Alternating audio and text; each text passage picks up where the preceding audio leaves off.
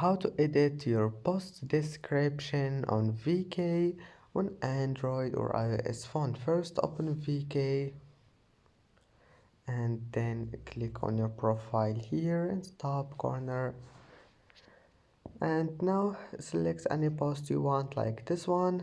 Now click these 3 points and click edit, and here you can edit your photo description like that, then click save, and that's it. As you see, description have been added, and I hope that can help you. And that's it for today's video. If you like this video, please don't forget to like and don't forget to subscribe, and thank you for watching this video until the end, and see you in the next video.